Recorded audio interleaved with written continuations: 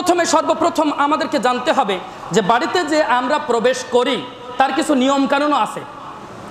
যেমন বাড়িতে যখন আপনি যাবেন, যাওয়ার আগে আপনাকে অনুমতি নিতে হবে। অনুমতি নিতে হবে সালামের মাধ্যমে। কিসের মাধ্যমে? প্রথমে সালাম দিলেন একবার সালাম দেওয়ার পরে আপনি যখন দেখছেন যে উত্তর আসে নাই, দ্বিতীয়বার সালাম দিবেন। উত্তর আসে নাই, তৃতীয়বার সালাম দিবেন। যদি অন্যের বাড়িতে আপনি যান, তাহলে তৃতীয়বার সালাম দেওয়ার পরেও যদি জবাব না আসে, আপনাকে ফিরে চলে যেতে হবে। ওই বাড়ির ভিতরে প্রবেশ করা যাবে না। আর যদি নিজের বাড়ি হয়, তাহলে আপনি কি করবেন?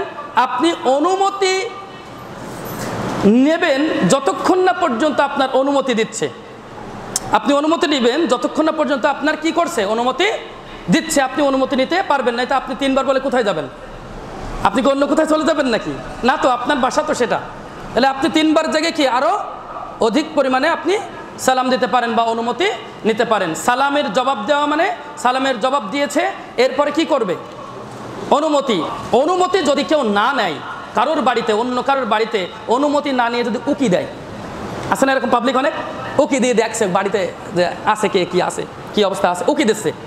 রাসূল সাল্লাল্লাহু আলাইহি ওয়াসাল্লাম বলছেন ওই ব্যক্তিকে যদি পাথর দিয়ে চোখে মারা হয়, চোখ যদি অন্ধ করে দেওয়া হয়, তাও এই ব্যক্তির কোনো দোষ নেই। সুবহানাল্লাহ।